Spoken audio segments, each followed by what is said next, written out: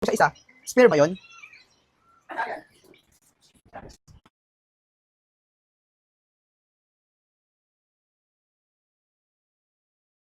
Halika, pasok ka. Puka muna ha.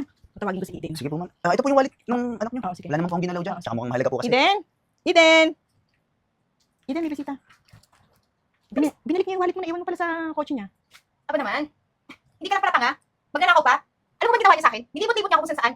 Anak, hindi siya magnanakaw. Di sana hindi na niya pinagabala na ibalik yan. Aba naman, baka ipapulis ko siya. Kasi kanina, pinagsabihan ko na yan. Pag ito ha, may kulang dito, kumanda ka sa akin. Ma'am, hindi ko nga po kasalanan yung daan na tinuturo sa akin ng Google Map. Doon po kasi tayo pinapadaan eh. At saka yung wallet niyo, wala pong ginalaw dyan. Sinauli ko na nga po kasi nakita ko ang daming mga credit cards at saka ID. Kasi alam ko parang mahalaga po sa inyo. Hindi ako naniniwala. May ano ba? May aray ako na nawala. Hindi ako naniniwala sa'yo. Hindi ako naniniwala sa'yo. Nasaan yung isa kong... Hindi, sabihin mo na lang, asan yung ano ko, yung 10,000 ko dito, tapos pagbabayarin mo pa ako. Pwede yun, di ba? Asan 10,000? Ah, ganun. Sige, papulis ka. Bayaran mo ako ng 10,000. Kanino? Kay Eden. Magagalit ako direct na ano. Oo. Pwede mo na kasi na-open ko na. Hindi ko na. Pwede ko na. Pagbigyan mo ba? Hindi, open ko na. Sabi kita Oh. 10,000, sinabi ko pa na. Hindi, asan yung 10,000 ko? Hanapin mo. Manda ka talaga sa akin pag may kulang dito. Teka lang. Asan yung 10,000 na cash dito? Pati ito na natira. Wala akong ginagalaw dyan. Mami, may 10,000 akong cash dito. Anak, baka na-misplace mo naman. Kasi hindi ibabalik yung taong niya kung siya mismo nagnakaw. Eh, syempre, babalik ka kanwari concern para hindi siya pagbintangan. Ganun lang yun. Ganyan yung mga modus ng mga bobo at mga scammer. Hindi, baka naman na-misplace mo lang kasi alam ko concern naman siya. Mami, hindi. Maniwala ka na sa akin na yung anak mo. Bakit ako magsisinungaling? Pero kung yung alam ko kung saan ko nilagay, dito lang yun. Ma'am, wala akong ginagalaw sa wallet niyo. Binalik ko nga po sa inyo yan, di ba?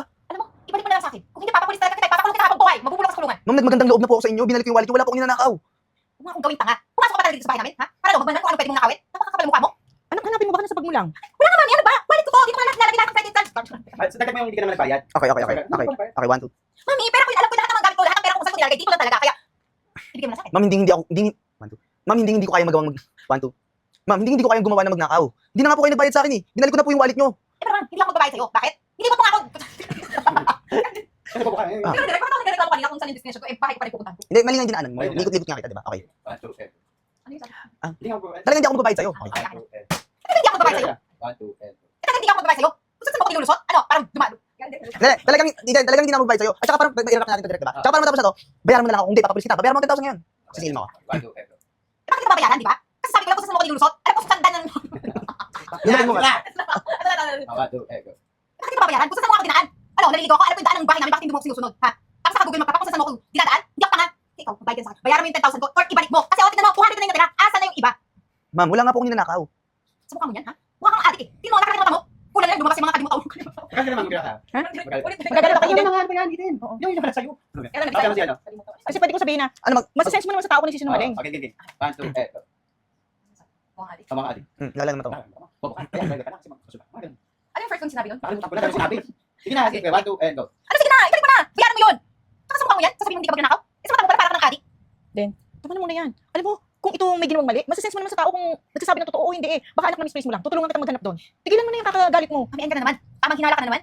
Pakilan mo ko. Hindi mo maayos naman yung tao eh. Nag-aksaya pa nga siya ng oras ibalik yung wallet mo gawa ng credit cards mo eh. Wala akong pakialam dyan. Alisin mo na yan, baka kung ano pa nakawin dito. Baka pati ikaw, pag interesan yan, magawin sa'yo. Hindi na yung 10,000 bayaran ko, wag na. Hindi na. Okay, wag na. Wag mo na yung bayaran, sabihin mo sa akin. Pasensya ka na to ha. Hayaan mo na yung 10,000 wag mo na bayaran. Lumakad ka na kung babiyahe ka pa. At maraming salamat ha sa pagkatid mo ng wallet. Pasensya ka na din. Sige ma'am, maraming salamat Sige, din po. ingat ka. Alis na. Grabe ka naman sa tao, anak. Halika, hanapin natin sa ano. Baka na misplace mo lang doon. Alis, bakit ka sasabihin, mami? Dito nga yun. Galing natin. Lumipat ka doon. Dagdag mo yung bigay mo kayo. Okay. Zoom na ako. Hindi ako sasalita. Ano na ulit? Paglabas niya, may bumalik, umano ka dito sa pwesto. Kasi yung parang, 1, 2, let's go. Pasensya ka na to. Hayaan mo. Huwag mo na bayaran yung 10,000. Lumakad ka na kung babiyahe ka pa. Pasensya ka na ha. At maraming salamat sa pagkatid mo ng wallet dahil talagang importante yung mga credit cards niya. Sige po ma'am, mauna na po ako. Pasensya ka na. Ingat ka. talaga nagtiwala ka doon? Grabe ka naman, anak. Alam mo, sa tanda ko ng to. Alam ko sa tao, yun sasabihin ng totoo sa hindi. Anak, na-misplace mo yan. Halika, tutulungan kita, hanapin natin doon sa bag mo. Mami, huwag mo akong gawin tanga. Alam ko nga yung kung saan ko nilalagay yung gamit ko. At saka pera yun, dapat sa wallet lang yun. Kaya alam ko na sa wallet ko lang nilagay yun. Kung ayaw mo yung... Ano yun? Kung ayaw ba yan? Kung ayaw maniwala. Ayaw mo niwala sa akin, bahala sa buhay mo matanda ka. Kung ayaw mo niwala sa akin, bigyan mo na lang ng 10K. O sige, bibigyan na lang kita mamaya. Huwag ka nang high blood. Pag bumalik pa yung lalaki yun ha, sabihan mo ko kung papapasukin. Nasira na yung araw niya ng ganun. Friends. Asan yun? Hello.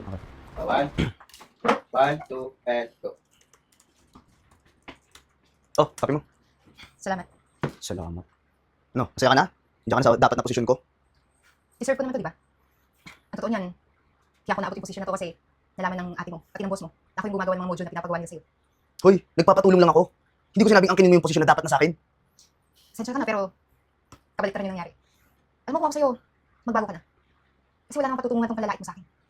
Alam mo, ikaw yung mayabang na ngayon, eh, no? At saka kahit anong bihis mo, kahit nandiyan ka pa nakaupo sa office desk na dapat na sa akin, di natin mababago yung ano ka dati. Kasambahay. Katulong. Utusan ko lang. Hindi ko naman ikinakaila yung, sorry. Hindi ko naman kinakaila na katulong ako dati. Pero, masaya ako kung ano man yung narating ko ngayon. Mabuti lang lahat ng to nangyari. Kasi siguro, kung hindi nila nalaman, baka hanggang ngayon, utusan pa rin ako. Utusan. Ay, Tama. Sorry. Tapos na kaya. Utusan niya na ako, paalisin mo na ako. Sige. Ngayon, Ano yung ngayon, ngayon, utusan na kita. Linisin mo na kung ano. Sige, sige. Pero makinakiya ko na ngayon. Ay, start ako doon. Para. Sige, okay. Hindi ko naman kinakahiya na katulong ako dati. Ang totoo niya, masaya ako. Kasi, ano, nawala ako direct. Ano yung sinabi ko na direct? Okay yan, nagawa na narating mo ngayon. Nandito na ako, nakaupo dahil sa... Pero yung katulong na yun, may narating na ngayon. Narating na. Okay, yun na lang. Sige. 1, 2, 3. Hindi ko naman kinakahiya na katulong ako dati.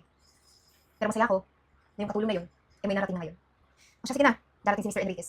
Okay. O siya, sige na. Darating si Mr. Enriquez. Linisan mo muna yung office niya. Baka magalit sa'yo. Name mo. And go. Renz, Eden? pasensya ka na sinundan kita dito ha. Nabalitaan ko kasi na mayaman ka na, tapos pangatlong sasakyan mo na to. Gusto ko lang sana humingi ng sorry sa'yo. Good timing ka rin talaga. No? Kailan ako bumili ng pangatlong kotse, tsaka pupunta dito. Renz, magsasorry lang naman sana ako, tsaka pwede bang magbalikan na lang tayo? Balikan. Makikipagbalikan ako kailan mayaman na ako ngayon. Tsaka Eden, hindi na kita tatanggapin. Sa lahat ng naranasan ko sa'yo, yung pag-uugali mo, pagmamaltrato mo sa akin noon. Dahil walang wala. Dahil walang wala ako. Wala akong ma-provide. Hindi mo man lang ako binigyan ng chance. Hindi mo man lang ako binigyan ng panahon para makabawi sa'yo. Renz, pinagsisihan ko naman yun eh. Sige na, tsaka hinahabol na ako ng mga kaibigan ko kasi marami akong utang sa kanila, baka ipakulong nila ako. Eden, lumalago na yung business ko. Nakabili na ako ng pangatlong sasakyan. Ibig sabihin nun, kahit wala ka sa buhay ko, hindi kita kailangan para maging Hindi kita kailangan sa buhay. hindi kita kailangan para maging successful. Okay ba? Hindi kita kailangan para maging successful. Kaya mabuti pa umalis ka na. Pero Renz, magkasabay Wala na tayo. akong panahon sa'yo. Alis ka na. Papapicture pa ako eh. Alis! Papapicture.